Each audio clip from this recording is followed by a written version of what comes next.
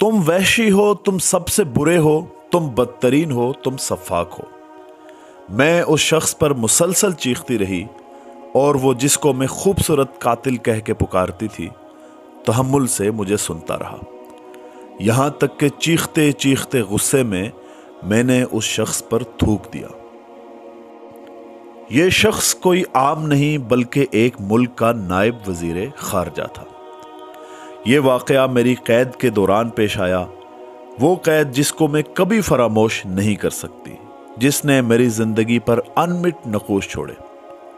London की एक नहायत आरामदेह जिंदगी से शुरू होने वाला यह सफर दर्राए खैबर पाकिस्तान से होता हुआ तुरखम के रास्ते मुझे काबुल ले आया। यह सितंबर की एक भयानक सुबह थी जिसने दुनिया का मंजरनामा तब्दील करके रख दिया था।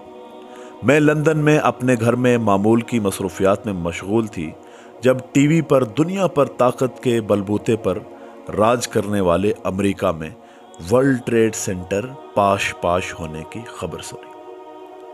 कई इंसानों की लाशें सड़क पर पड़ी थीं और कई इंसान जान बचाने के लिए जमीन पर रेंग रहे थे। मेरा नाम युवान रेडले है। मैं लंदन में रहती हूँ, संडे एक्सप्रेस के लिए काम करती हूँ और उसकी चीफ रिपोर्टर हूँ। 9/11 के वाक़ये को कवर करने के लिए और उससे तहलका खेज स्टोरी अखज़ करने के लिए मुझे जल्द अज जल्द न्यूयॉर्क जाना था।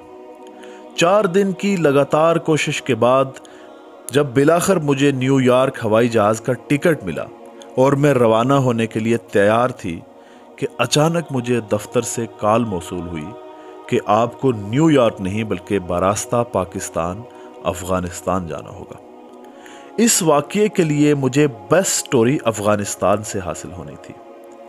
ये वो वक्त था जब दुनिया का ताकतवर तरीन मुल्क दुनिया के कमज़ोर तरीन मुल्क पर बमबारी करने जा रहा था। मैंने पाकिस्तान के लिए रख्ते सफ़र बांधा। पाकिस्तान पहुंचने के बाद मैं सीधा अफगान हुकूमत के सफारत खाने गई और वीज़ा हासिल करने की कोशिश की, लेकिन बावजूद हासिल न कर पाई। मुझे हर हाल में अफगानिस्तान पहुंचना था। मैंने खुफिया रास्ते से अफगानिस्तान घुसने का इरादा किया। इसके लिए मुझे 2 गाइड्स की मदद लेनी पड़ी, जिनमें से एक का ताल्लुक पाकिस्तान के सूबा खैबर पख्तूनख्वा और एक का ताल्लुक अफगानिस्तान से था। मैंने बुर्का पहन लिया। यह जिंदगी का पहला मौका था जब मैंने अपने पूरे जिस्म को ढांपा था। मैं दर्राए खैबर से गुजरी जो एक ड्रामाई पहाड़ी सड़क थी। मुझे यहाँ हैरत अंगेज मनाजर देखने को मिले और बरतानवी साम्राज्य के आसार भी मैंने वहाँ पाए। बिलाखिर तुरखम के रास्ते हम अफगानिस्तान की हुदूद में दाखिल हो गए।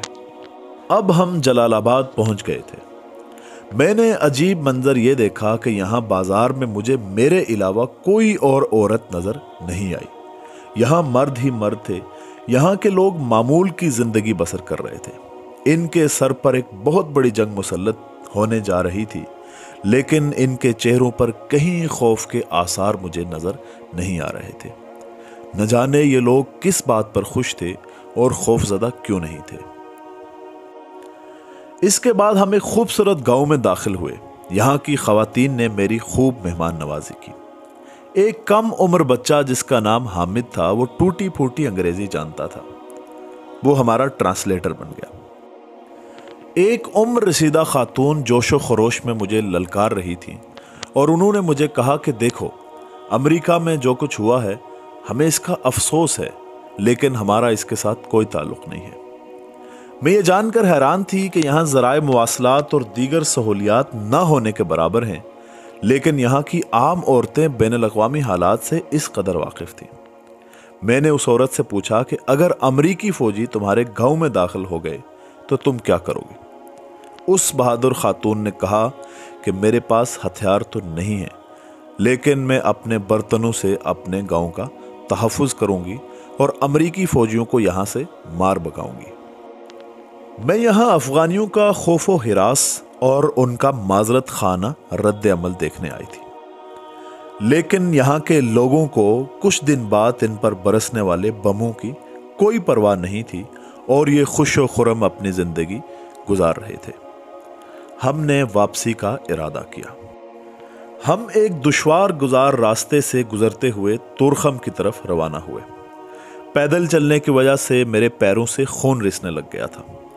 گائیڈ نے مجھے ایک گدھا سواری کے طور پر فراہم کیا۔ جب میں گدھے پر سوار ہوئی اور گدھا کچھ دور جانے کے بعد اس تیز رفتاری کے ساتھ آگے بڑھا کہ میں اپنا توازن برقرار نہ رکھ پائی اور دھڑام سے گدھے پر سے گر گئی۔ بدقسمتی سے میرا کیمرہ بھی گر گیا اور یہ کیمرہ دور کھڑے ایک سپاہی کی نظر میں آ گیا۔ میرا کھیل ختم ہو چکا تھا۔ میں نے خوفزدہ ہو کر اپنا کیمرہ اس سپاہی کے حوالے کیا۔ ہاتھ پیچھے باندھ کر آنکھیں بند کر کے اپنی اکلوتی بیٹی کو یاد کرتے ہوئے سر میں اچانک گولی لگنے کے انتظار میں کھڑی ہو گئی۔ میں خوف سے کپ کپا رہی تھی۔ خلاف توقع میری جان بخشی ہوئی اور ایک گاڑی میں سوار کر کے سپاہیوں کے ہمراہ مجھے جلال آباد روانہ کر دیا گیا۔ میں غیر قانونی طور پر ایک ملک میں داخل ہوئی تھی اور ملک بھی ایسا جس پر جنگ مسلط ہو گئی تھی۔ طرح طرح کے خدشات میرے ذہن میں آ رہے تھے کہ یہ لوگ مجھے سنگسار کر دیں گے، مجھے گولی مار دیں گے اور پتہ نہیں میرے ساتھ کیا سلوک کریں گے۔ یہاں میرا کوئی مسیحا نہیں تھا جو میری مدد کر سکتا۔ اب میں ایک قید میں تھی۔ نہ جانے یہ قید کب ختم ہوگی۔ یہ لوگ مجھ سے بہت شائستگی سے پیش آ رہے تھے اور میں تھی کہ ہڑبڑاہٹ میں ان کے ساتھ لگاتار بدسلوکی اور بدتمیزی کر رہی تھی۔ تیسرے دن میرا طبی معائنہ ہوا۔ یہ لوگ مجھے 3 وقت کا کھانا دیتے اور میری ضرورتوں کا خیال رکھتے۔ میں نے ان سے ٹیلی فون پر گھر بات کرنے کی درخواست کی جو کہ مسترد کر دی گئی۔ جواباً میں نے مزید بدسلوکی کی اور بھوک ہڑتال کر دی۔ یہ لوگ اس کے باوجود مجھے کھانا پیش کرتے اور بار بار یہی کہتے کہ آپ ہماری مہمان ہیں، آپ ہماری بہن ہیں۔ ان کے اس رویے پر میں بہت حیران تھی۔ میں نے ان کے بارے میں جو کچھ سنا تھا یہ لوگ بالکل اس سے برعکس تھے۔ قید کے 6 روز ایک مولانا مجھ سے کچھ بات چیت کرنے کے لیے تشریف لائے۔ انہوں نے کچھ ابتدائی سوالات کے بعد مجھ سے میرے مذہب کے بارے میں پوچھا۔ اس کے بعد انہوں نے طویل بات چیت کی اور مجھے مسلمان ہونے کی دعوت دی۔ میں نے ان مولانا سے یہ کہا کہ اگر آپ مجھے رہا کر دیں گے تو میرا آپ سے وعدہ ہے کہ میں آپ کی مقدس کتاب ضرور پڑھوں گی اور اس بارے میں غور و فکر کروں گی۔ اسی روز مجھے جلال آباد سے کابل منتقل کر دیا گیا۔ کابل کی جیل میں جب میں پہنچی تو میں بہت زیادہ خوفزدہ تھی۔ میں دھاڑیں مار مار کر رونے لگ گئی۔ کچھ دیر بعد ایک باروب مسکراتے چہرے والا شخص میرے پاس آیا۔ معلوم ہوا کہ یہ افغانستان کے نائب وزیر خارجہ ہیں۔ میں اس بات پر حیران تھی کہ ایک ملک جس پر جنگ مسلط ہو گئی ہے، ٹنوں بارود کے نیچے جس کو کچلا جا رہا ہے، اس ملک کا اتنا اہم عہدیدار یہاں غیر ملکی قیدیوں کی خیریت دریافت کرنے آیا ہے۔ یہ ایک بالکل عجیب تجربہ تھا اور میرے لیے اس سب پر یقین کرنا بہت مشکل تھا۔ غصے میں نے نائب وزیر خارجہ کو گالیاں دی، برا بھلا کہا، حتیٰ کہ میں نے اس مسکراتے چہرے والے شخص کے اوپر تھوک دیا۔ بعد میں جب میں نے اپنے آپ کو سنبھالا اور کچھ اوسان بحال ہوئے تو خود پہ حیران تھی کہ یہ میں نے کیا کر دیا ہے۔ اب تو حد ہو گئی تھی۔ اب یہ لوگ مجھے قتل کر دیں گے، سنگسار کر دیں گے یا کم از کم مجھ پر کوڑے برسائیں گے۔ کچھ ہی دیر گزری تھی کہ نائب وزیر خارجہ دوبارہ سیل میں داخل ہوئے۔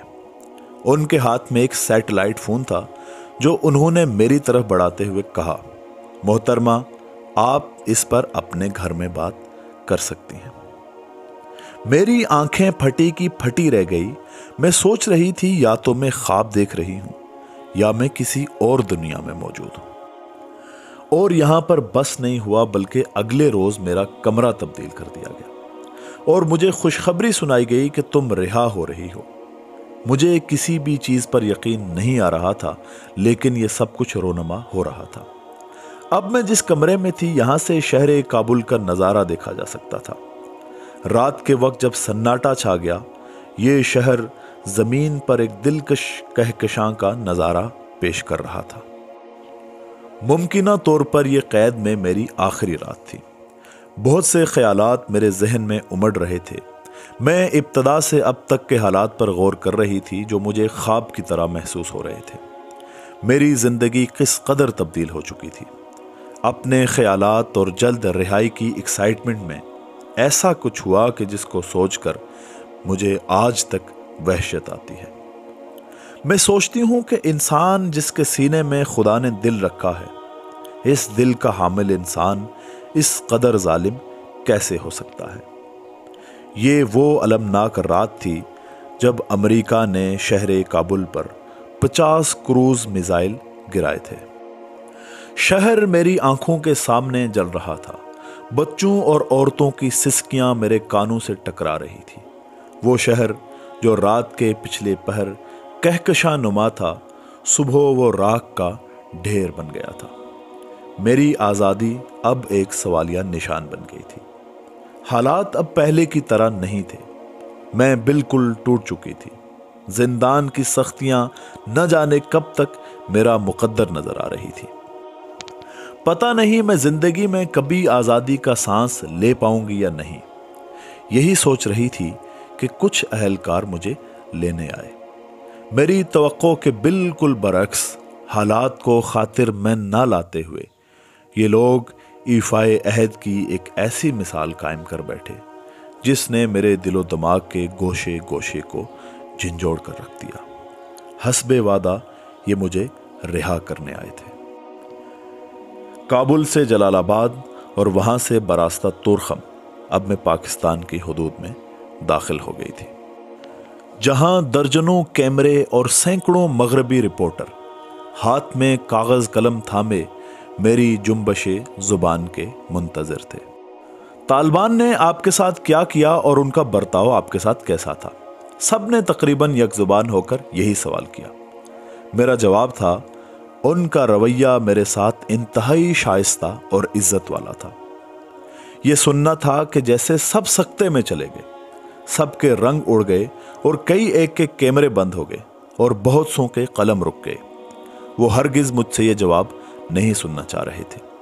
وہ مجھ سے اس سے برعکس جواب سننا چاہ رہے تھے جس کو لے کر وہ ساری دنیا میں جھوٹا واویلا کر پاتے اور افغانستان کے طفل و جواں کے قتل عام کا جھوٹا جواز فراہم کر پاتے۔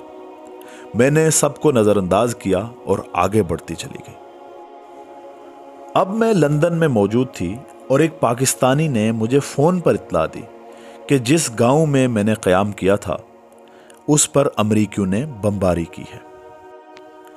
وہ چھوٹی چھوٹی ننھی کلیاں ہمارا ٹرانسلیٹر پیارا حامد، عمر رسیدہ خاتون اور بہت کچھ میری آنکھوں کے سامنے گھوم رہا تھا اور میں کپ کپا گئی۔ میں بے جان ہو گئی تھی۔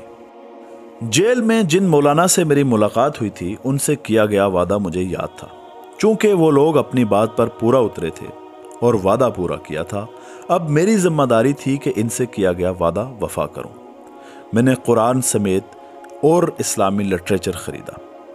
قرآن میں عورت کی محکومی، جبر اور اس طرح کے موضوعات تلاش کرنے کی کوشش کی جن کے بارے میں ہمیں روزے اول سے بتایا گیا اور پڑھایا گیا تھا۔ لیکن جو کچھ ہمیں بتایا گیا تھا، یہ کتاب اور اس کی تعلیمات اس سے یکسر مختلف تھے۔ مجھے معلوم ہوا کہ مغرب کے مقابلے میں اسلام عورت کو زیادہ اہمیت اور وقار فراہم کرتا ہے۔ میں نے اسلام کی نامور خواتین کی حیات کا مطالعہ کیا۔ میرے ذہن کے گوشے آہستہ آہستہ کھلنے لگے۔ میں نے اسلام قبول کرنے والی پہلی خاتون حضرت خدیجہ کے بارے میں پڑھا۔ میں نے اسلام کی پہلی شہید خاتون کے بارے میں پڑھا۔ میں نے حضرت عائشہ، حضرت فاطمہ، حضرت صفیہ اور دیگر اسلامی خواتین کی زندگی پڑھی۔ میں حیران ہوئی کہ یہ کس نے ہمارے ذہنوں میں زہر بھر دیا تھا۔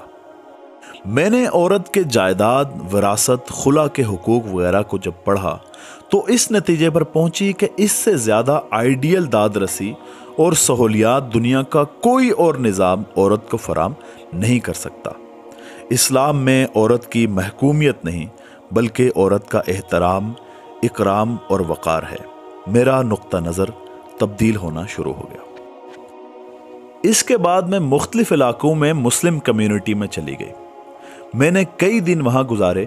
میں نے مسلم خواتین کو جہاں جہاں دیکھا، یہ خواتین مغربی خواتین کے مقابلے میں زیادہ مضبوط، سیاست سے آگاہ، بین الاقوامی حالات سے آگاہ، تعلیم یافتہ اور ہنرمند پایا۔ مغرب کے پاس ان سے نفرت کرنے کی صرف ایک وجہ جو انتہائی ناقص اور گھٹیا ہے، وہ یہ ہے کہ وہ ان کی طرح نیم برہنہ اور برہنہ نہیں بلکہ خود کو ڈھانپتی ہیں۔ ان خواتین کے سر تو ڈھانپے ہوئے تھے لیکن ان کے ذہن بہت کھلے تھے۔ ایک لمبے عرصے تک میں نے اسلام اور اس کے نظام حیات کے بارے میں تحقیق کی۔ یہ 30 جون 2003 کی ایک سہانی صبح تھی جب 11:30 پر میں نے کلمہ حق لا الہ الا اللہ محمد رسول اللہ پڑھا اور میں مسلمان ہو گئی۔ دنیا جہان کے مسلمان میرا کنبہ بن گئے جو دنیا کے کونوں کونوں سے میرے لیے دعائیں کرتے تھے۔ مجھے دنیا بھر کی مسلم کمیونٹی سے اس قدر محبت ملی جس کو میں کبھی نہیں چکا سکتی۔ اب میرا نام مریم ہے۔ میں جنگ مخالف تحریک کی سرگرم رکن ہوں۔ میں دین کی دائی ہوں۔ میں رفاع عامہ کے لیے کام کر رہی ہوں۔ 2008 میں most influential woman of Islamic world رہی۔ میں امن و محبت کی سفیر ہوں۔ میں دنیا بھر کے مظلوم طبقے کے لیے آواز بلند کر رہی ہوں اور علل اعلان ظلم اور ظالم کو للکار رہی ہوں۔ خدا تیرا شکر کہ تو نے مجھے اپنی طرف بلایا۔ وہ تو ہر آن بلاتا ہے، کوئی ہے جو اس کی طرف پلٹے۔